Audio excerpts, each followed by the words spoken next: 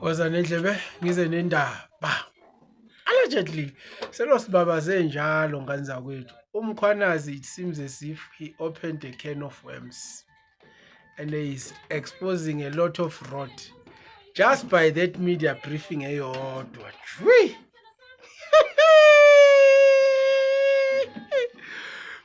Kune journalist ke angithi nibonile nani ethumela umkhwanazi ama-question mayelana nencwadi ebhalwe uSibiya ukuthi ufuna umkhwanazi axolise kwasha kwacima uma kungenjalo kwasha kwacima whatever. So le journalist ebuthiwa uMashego ke ibe isithumela umkhwanazi ama-question yamnqumela ugwayi katiki. Umkhwanazi ke ube sephendula ngendlela akaphendule ngayo.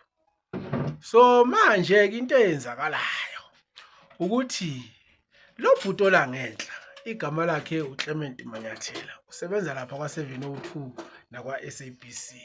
So lo bhuti ke ube esengenelela le ndaba esesho khona ukuthi ke na umkhwanazi akabehevanga kahle. Wagxila kumkhwanazi as if intatheli yona be right ukunqumela umkhwanazi ugwayi katiki as if iyamholela umkhwanazi.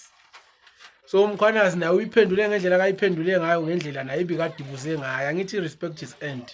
Uma ngabe mina ngizokubuza umbuzo ngendlela yokwedelela okanye nginqumela ugwayi katiki, it's very understandable nawe uma uzongiphendula ngokufanayo ngoba ngithi asikweledani.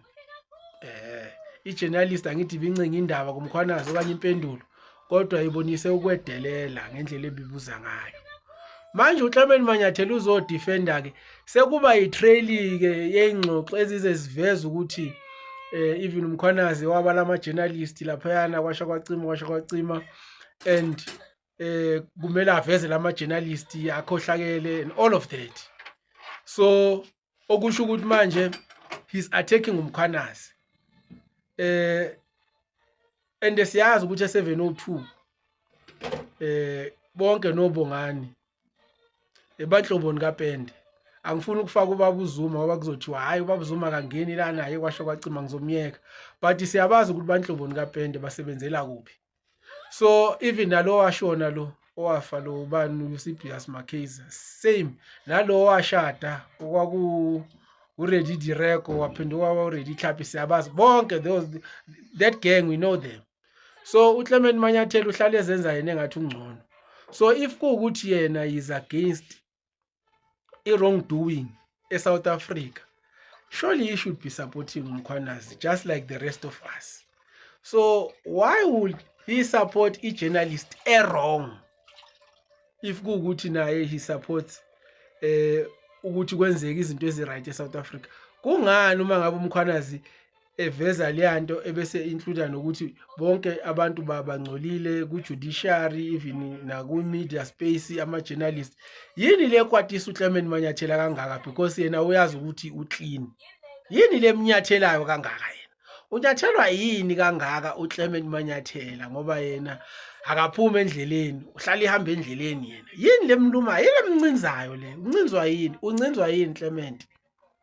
Because okokuqala the journalist was rude to the general and the general returned the favor, just like you Clement. We listen to your shows. When people ask you izinto is out of context, you respond nge-annoyment. We know you. So yini ni special ma-journalist? Ni special Clement? Ni special ngani Clement? Tell us. So niyaziveza Clement ukuthi you are part of the gang. Niyaziveza Clement ukuthi nina nisebenza nomaxala nina Clement. Yeke lento niyenzayo ngoba ngeke nize nifike endawo singemva kwamkhwanazi noma ngaze axoshwe lapha yana kulomsebenzi akawenzayo. Mayiya private sisazomsupport, somlandela umkhwanazi, somlandela yonke indawo, somlandela umkhwanazi lapho yeyakhona siyomlandela.